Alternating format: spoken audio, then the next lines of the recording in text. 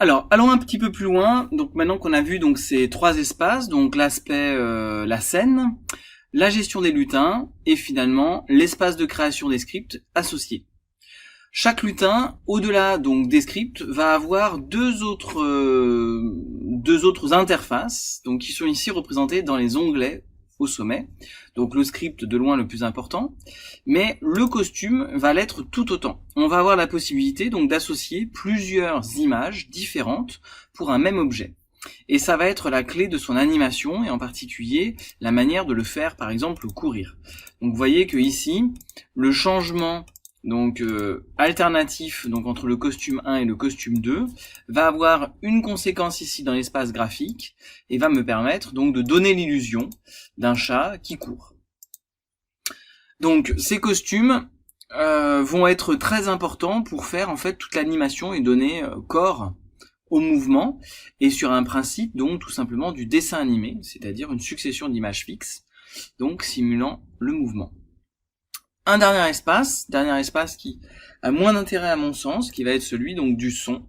Donc on va pouvoir associer donc un son ou plusieurs sons, donc pris soit dans la bibliothèque, soit enregistrés à votre propre initiative, soit depuis un fichier.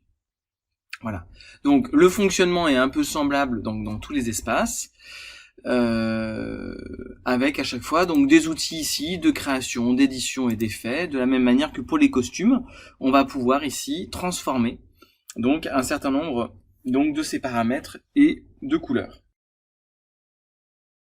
Alors une chose quand même très importante à ce propos, lorsque je suis sur le script donc du lutin 1, qui pour moi est Scratch, eh bien j'ai accès ici à des coordonnées, les coordonnées qui fixent ce lutin.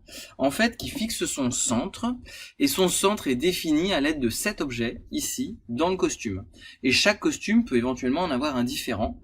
Donc en utilisant cette boîte, on va matérialiser exactement donc l'intersection XY, et donc ce centre, ce croisement des deux lignes horizontales et verticales, est celui dont on a les coordonnées ici sur l'espace actif des scripts. Voilà, donc je vais pouvoir maintenant jouer assez facilement à la fois donc entre différents lutins et puis avec différents costumes. Donc ce que je vous propose en application et en dernière petite vidéo, c'est de rajouter simplement des scripts pour montrer comment on peut finalement mettre en mouvement Scratch à l'aide d'un script, ce qui va illustrer donc les possibilités des scripts parallèles sur Scratch, qui va être vraiment un des aspects très puissants donc de cette interface, et puis donc de faire un jeu très simpliste où Scratch et la pomme vont se translater jusqu'à se rencontrer et donc de simuler la collision par une étoile dans un pur style cartoon.